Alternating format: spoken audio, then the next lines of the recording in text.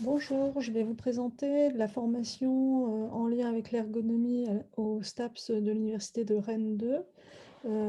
Ces formations en lien avec l'ergonomie existent au niveau licence, pour laquelle un master peut être une suite logique de cette licence, le master ingénierie et ergonomie de l'activité physique. Donc, en qualité de responsable, je me permets de vous présenter cette formation. Pour la première diapo, vous avez les coordonnées pour me joindre, donc sophie.vincent@unif-rennes2.fr et logiquement mon poste téléphonique au niveau de la harpe au besoin. Donc cette formation, elle a eu 14 ans d'expérience en licence et 3 années pour le master. Elle est spécialisée dès la L2 et elle est en cours d'accréditation jusqu'en 2022, offre de formation pour laquelle on aura une demande de renouvellement. Comme on a une expérience passée assez conséquente et que l'on a optimisé progressivement cette formation en termes de connaissances, de compétences et de format et de mutualisation de certains enseignements avec d'autres mentions de STAPS, on conservera la majeure partie de la formation telle qu'elle était proposée à l'accréditation entre 2017 et 2022. Donc c'est une formation qui se spécialise dès la L2 pour l'UFR STAPS de Rennes. Elle a pour objectif de former des professionnels au niveau technicien, capables d'analyser des situations professionnelles majoritairement, mais aussi sportives ou domestiques, et de participer à la conduite de projets d'aménagement ou de conception des différents systèmes, soit sur le plan technique ou organisationnel, dès lors où l'homme est impliqué dans une activité physique ou en mouvement. Et il doit également développer un certain nombre de compétences au service de la prévention, de la santé, du confort, du bien-être et de la qualité de vie de l'homme en activité, tout en permettant la performance et l'efficacité au service de l'entreprise et de mobiliser un certain nombre de connaissances et de compétences pour concevoir des dispositifs relativement innovants pour permettre des activités tout en préservant la santé. Donc pour cette formation, il y a globalement 3 domaines de compétences que l'on développe. Le premier domaine, c'est un domaine qu'on pourrait identifier comme tout ce qui est recherche et développement en ergonomie pour les espaces et les équipements, de manière à savoir aménager, concevoir des locaux, des espaces, tout en prenant en compte à la fois la dimension physique et l'environnement physique lié à l'activité et la dimension psychosociale, de manière à ce que l'homme puisse en activité et respecter un certain nombre de normes en vigueur.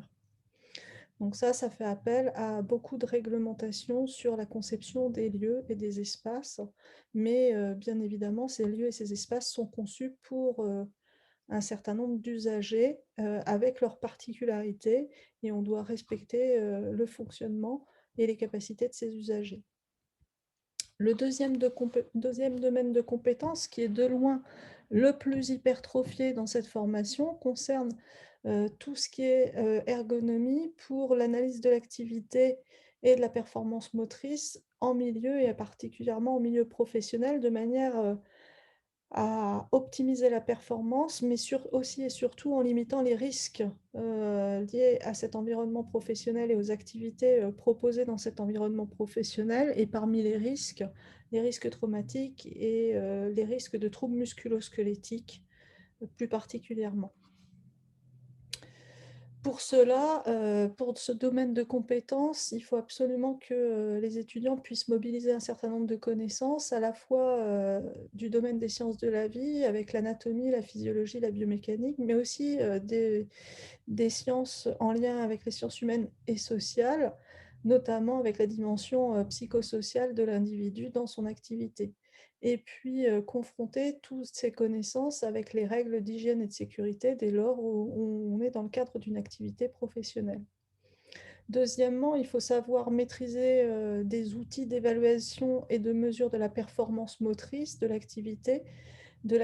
à son poste de travail, mais aussi de manière beaucoup plus générale de l'activité professionnelle ou sportive, hein, les deux domaines sont accessibles avec cette licence. Et bien évidemment, d'utiliser un ensemble d'outils et de méthodes en lien avec ces dimensions physiologiques, biomécaniques, psychosociales, pour être en mesure d'évaluer les répercussions de l'activité proposée aux individus au sein de leur activité professionnelle. Et tout cela en ayant une bonne connaissance des différentes populations et de leurs spécificités. Et également, dans ce domaine, il est demandé aux étudiants de savoir identifier les risques liés aux activités et aux usagers dans ces activités, d'être capable de les hiérarchiser, de schématiser ces risques et surtout de proposer des plans de prévention liés à ces risques professionnels. Donc, une fois que l'analyse est faite, en général, c'est pour essayer d'optimiser, d'améliorer les choses en limitant les risques professionnels, les risques traumatiques, de manière à toujours faire évoluer le couple performance santé au sens large, mais aussi le bien-être et la qualité de vie, et de proposer des solutions adaptées à chacune des situations ou populations rencontrées. Être en mesure également de proposer des programmes d'activité physique, à la fois préparatoires et compensatoires aux activités professionnelles, et ce, dans le but de préserver un certain nombre de troubles ou de traumatismes, et en particulier les troubles musculo-squelettiques. Et bien évidemment, être capable d'évaluer l'impact de l'ensemble des modifications apportées à l'activité, que ce soit une solution technique ou la mise en place d'un programme d'activité physique. Et il est parfois demandé de fournir un certain nombre d'informations aux différents acteurs de la structure et organismes de certification, hein, aux besoins dès lors où on a pour objectif de concevoir ou d'optimiser des espaces, des lieux, des équipements pour ces activités professionnelles.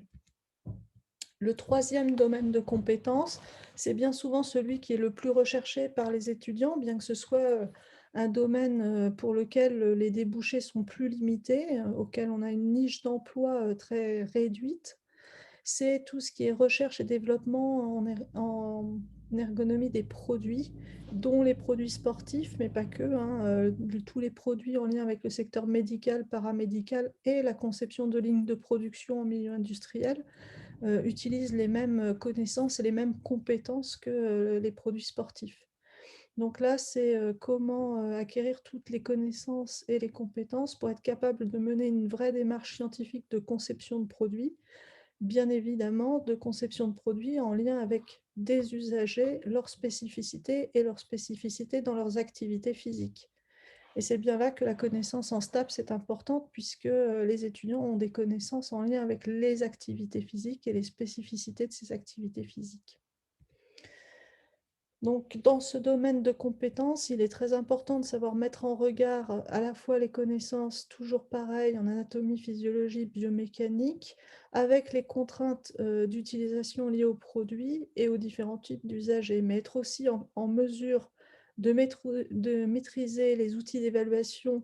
et de mesure de la performance en lien avec l'utilisation de ces produits et surtout les répercussions de ces différents prototypes sur l'individu dans toutes ses dimensions physiologiques, biomécaniques ou dimensions psychosociales. Être aussi en mesure de comprendre les démarches d'ingénierie, de conception, être capable d'avoir une approche projet, de rédaction du cahier des charges et savoir comment fonctionne une cellule recherche et développement, même si cette partie-là, elle est plutôt développée au niveau du master, hein. On comprend bien les sciences de l'ingénieur, les sciences du numérique et les cahiers des charges techniques et fonctionnels, les outils de gestion de projet sont des domaines de compétences plus en lien avec le niveau master. Et puis, toujours pareil, l'objectif de concevoir des prototypes, c'est aussi de les optimiser à un moment donné, être force de proposition heu, sur l'optimisation des produits en lien avec les activités pour toujours avoir ce bénéfice sur la performance et la santé. Et au besoin, là, on peut avoir des besoins d'information pour des organismes certificateurs ou de brevets, de dépôt de brevets pour ces prototypes. Donc prototype, que ce soit dans le domaine sportif, dans le domaine médical, paramédical, comme ici vous avez une illustration sur des orthèses et des prothèses. Au sein de cette formation, bien évidemment, des compétences transversales sont, développées également. Ce qui est très, très demandé, du secteur professionnel, c'est la maîtrise d'une langue et la langue qui est demandée, c'est la langue anglaise et c'est pour ça que, ce que l'on conseille très fortement, c'est, de prendre de l'anglais en langue pour pouvoir, être, efficace dans, les structures d'accueil, notamment, les grands groupes internationaux pour lesquels la langue anglaise, est de mise à la fois dans les échanges et la communication et c'est d'ailleurs une exigence au niveau master. Dans les compétences transversales toujours, la méthodologie informatique, la méthodologie documentaire, être capable d'identifier, les données bibliographiques nécessaires à une véritable veille, technique et scientifique au service, de l'ergonomie, être capable de maîtriser et de connaître un certain nombre d'activités physiques au sens large, les différents acteurs au sein d'une structure et leur rôle, puis, tout ce qui est approche, législative et réglementaire en lien avec la santé au sens large, la santé et la sécurité, en particulier dans le domaine, professionnel. Pour les compétences spécifiques, la formation est découpée en grands domaines, d'enseignement, des enseignements d'activités physiques et sportives, bien évidemment que l'on a adapté et orienté, avec la formation, heu, en lien avec l'ergonomie et les besoins liés aux structures professionnelles. Donc ici, l'objectif des activités physiques proposées, c'est d'être capable de proposer et de concevoir des programmes d'activité physique, soit pour la prévention et la prise en charge de populations en milieu professionnel, notamment par le biais de la préparation physique. On a parlé des exercices préparatoires et compensatoires, c'est le cas, mais aussi des activités posturales, notamment des activités plutôt gymniques, mais en lien avec des activités professionnelles, du yoga ou encore de l'éducation somatique. Et le deuxième volet, c'est un volet intégratif, d'intégration ou de cohésion de groupe ou de travail en groupe, avec l'enseignement de sport collectif, notamment de sport collectif de petit terrain. Le deuxième domaine de connaissances qui est proposé aux étudiants, c'est des enseignements scientifiques. Alors des sciences en général, hein, sciences de la vie, anatomie, physiologie, biomécanique, traumatologie, sciences humaines et sociales. Des enseignements plus spécifiques en lien avec l'ergonomie, l'histoire de l'ergonomie, les différentes démarches, concepts, les cadres théoriques de l'ergonomie. Des méthodes numériques pour l'ergonomie, c'est-à-dire de l'informatique appliquée au domaine de l'ergonomie, ainsi que des statistiques orientées pour justement l'analyse des données recueillies sur le terrain à visée ergo. Des compétences spécifiques de métrologie, de maîtrise de l'ensemble des outils et méthodes en lien avec l'analyse de l'activité,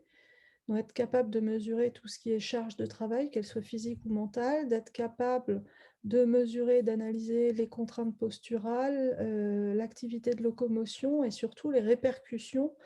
que ça a sur différentes composantes de l'organisme qu'on appelle l'astreinte, qu'elle soit physiologique ou biomécanique, cette astreinte et la pénibilité, ressentie par les sujets. Et ça, en fonction de, l'environnement dans lequel évoluent, les usagers et il faut être capable de mesurer aussi les dimensions de cet environnement, notamment, la dimension physique, mais aussi la dimension psychosociale. Et ces outils de mesure, ce sont les mêmes dans le cadre de l'analyse de l'activité que pour la mise en place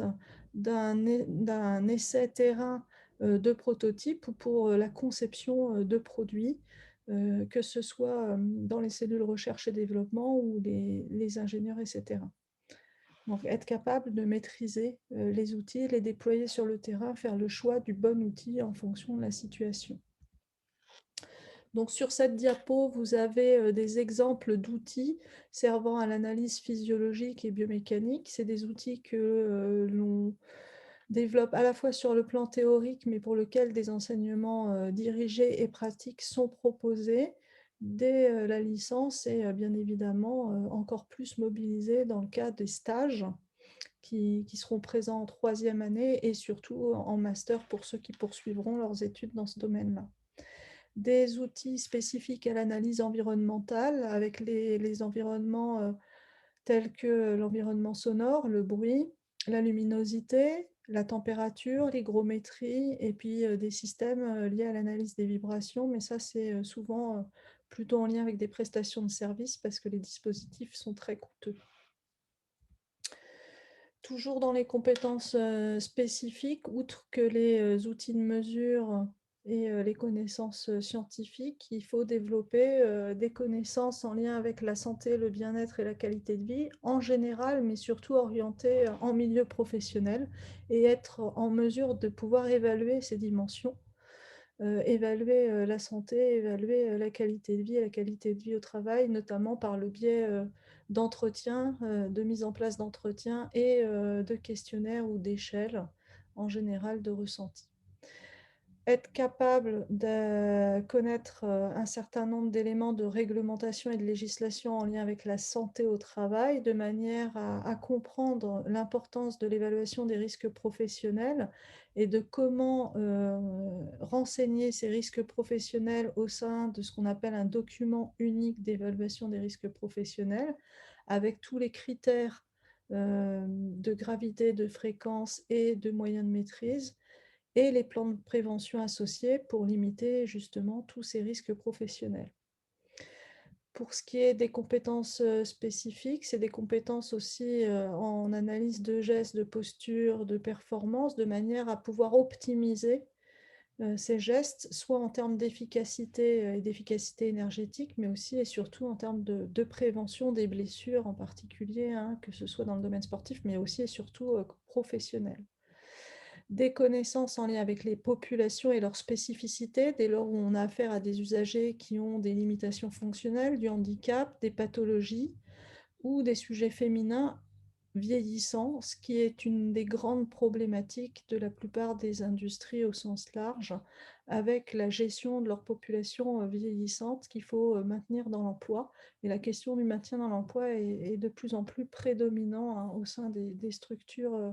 professionnelles. Et pour ça, il faut absolument que les étudiants aient des connaissances classiques en physiopathologie et surtout comment on prévient et on prend en charge ces populations, notamment par le biais de l'hygiène de vie. Hygiène de vie que l'on retrouve aussi dans les connaissances importantes en matière de nutrition, de sommeil, d'activité physique. Des connaissances en addiction, des répercussions de cette hygiène de vie, de cette activité sur la fatigue, les défenses et comment on s'adapte à ces contraintes liées aux activités professionnelles et jusqu'à quel point, à un moment donné, la charge va être tellement conséquente que ça peut générer de la maladaptation, voire de la surcharge de travail, du stress, du burn-out, etc. Voilà pour les connaissances et les compétences spécifiques enseignées au sein de cette formation que les étudiants doivent acquérir. Et puis, il y a une dominante aussi de cette formation sur le volet approche projet, accompagnement à l'insertion professionnelle, à la fois en L2 avec un projet tutoré sur l'ensemble des 2 semestres, c'est-à-dire tout au long de l'année, qui permet de mobiliser progressivement l'ensemble des connaissances, qu'elles soient transversales, disciplinaires et professionnelles, de manière à établir un mini-projet en lien avec l'ergonomie, soit dans le cadre sportif, soit dans le cadre industriel et de l'analyse de l'activité et de la performance au travail, et puis être capable de rédiger un document pour la structure demandeuse ou à l'initiative du sujet déposé en début d'année et de pouvoir le présenter sous forme de restitution orale avec une présentation de support en général. Et l'approche terrain est véritablement effectuée en troisième année avec la proposition d'un stage en alternance, alors stage obligatoire, hein, de 250 heures minimum, à raison de 2 jours par semaine, donc en alternance, avec un emploi du temps qui est conçu pour dégager ces 2 jours par semaine entre mi-octobre et mi-avril. mais rien n'empêche les étudiants de commencer le stage un petit peu plus tardivement et le poursuivre a posteriori sur mai-juin, même sur des temps pleins, hein, à la demande de la structure. Ce stage, dans le cadre de ce stage, un ensemble de missions vont être confiées à l'étudiant par la structure et de ces missions, il devra dégager une problématique qu'il développera au sein d'un mémoire universitaire et pour lequel il y aura une présentation orale de ce mémoire devant un jury. Et pour accompagner les étudiants dans la mise en place de leur mission, la mise en place de la problématique, à chaque fois, il y a une collaboration entre le tuteur professionnel et le tuteur universitaire et la mise en place d'un outil de suivi et de liaison du stagiaire entre ces deux entités. Donc, pour vous donner un certain nombre d'exemples d'anciens terrains de stage ou de partenaires de formation avec qui cette formation a été pensée, vous en avez un certain nombre ici. Certains sont plutôt historiques et ont eu des étudiants en stage par le passé, d'autres sont plus actuels, mais on retrouve des grands groupes du secteur industriel, notamment de la sous-traitance automobile, de l'automobile, de l'aéronautique, de l'industrie navale, des domaines en lien avec la sécurité routière, la sécurité et la santé au travail, des organismes plutôt en lien avec le développement de prothèses ou d'orthèses, des structures en lien avec la recherche et le développement dans le milieu sportif, mais c'est plutôt accessible au niveau master, hein, notamment pour la cellule recherche et développement de Decathlon. C'est assez rare que des étudiants trouvent un stage dès la licence, c'est plutôt un accès au niveau master. Et puis des collectivités territoriales, des organismes tels que les centres de secours et d'incendie. La SNCF, assez régulièrement, prend également des stagiaires. Donc voilà un certain nombre de partenaires et pour des débouchés qui sont en lien avec le secteur de la santé, du sport et de l'industrie.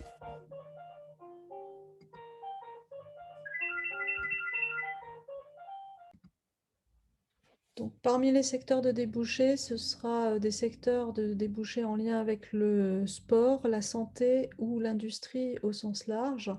soit dans les cellules recherche et développement de l'industrie sportive, ce qui est le plus recherché par les étudiants, mais pas forcément facile d'accès, les organismes de services préventeurs, notamment dans le domaine de la santé au travail, l'industrie en général en lien avec l'optimisation du coût performance santé, amélioration continue, bien-être, qualité de vie au travail, et puis le secteur associatif ou professionnel ou l'événementiel, mais ça c'est beaucoup plus rare en termes de débouchés. Donc ce sont toujours des acteurs du sport et de l'industrie dès lors où le mouvement humain est impliqué dans les activités et pour lequel on fait appel à l'ingénierie plutôt au niveau master, mais ça peut s'observer au niveau de la licence sur le volet plutôt technicien, hein. Et dans les métiers, justement, les métiers proposés, on est au niveau licence sur des adjoints de projets techniques, des assistants concepteurs de programmes ou de méthodes en lien avec l'activité physique, mais aussi et surtout des techniciens spécialistes d'analyse du mouvement, de l'activité et de la performance en général et de l'évaluation des contraintes environnementales et surtout de la répercussion de ces contraintes et du mouvement réalisé au niveau physiologique et biomécanique dès lors où l'homme est en mouvement et dans sa situation sportive ou professionnelle. Donc on a plutôt des métiers dans l'industrie en général, avec ces trois secteurs d'activité, le sport, la santé ou le monde industriel, comme la sous-traitance automobile, l'industrie agroalimentaire, le bâtiment, etc. Mais la plupart des étudiants conservent une formation post-licence avec une volonté d'accéder au niveau master pour avoir des métiers vraiment intéressants en lien avec ce secteur, plutôt sur le niveau ingénieur, ingénieur spécialiste de l'analyse du mouvement ou de la mise en place de protocoles ou de méthodologies d'évaluation, soit de l'activité et de la performance motrice en situation sportive ou professionnelle, mais aussi et surtout la mise en place de protocoles pour évaluer la performance de prototypes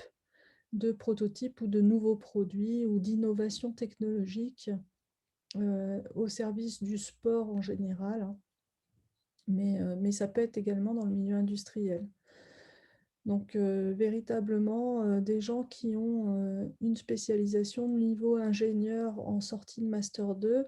Et si c'est plutôt de l'analyse de type ergonomie, on a des gens qui s'orientent plutôt vers le métier d'ergonome. Et effectivement, post-master, ils peuvent demander, de par l'alternance proposée en licence et en master avec la possibilité de contrat de professionnalisation et d'apprentissage, une expérience en ergonomie assez conséquente et presque suffisante, en plus des connaissances théoriques pour accéder au titre d'ergonome européen. Le titre d'ergonome de langue française étant en cours de validation avec le master IEAP qui devrait être reconnu dans les années à venir par la SELF pour permettre cet accès direct au titre d'ergonome de langue française. Donc des consultants ergonomes, des ergonomes juniors en milieu industriel ou en libéral, en activité libérale ou de consultant. Et puis des experts dans ce qu'on appelle l'ergomotricité, hein, c'est une démarche globale d'analyse de l'activité en utilisant toutes les compétences liées au domaine des STAPS. Donc, c'est véritablement des métiers en plein essor. Donc, voici pour les détails de la formation et bien évidemment, il ne faut pas hésiter à nous contacter si vous souhaitez de plus amples informations.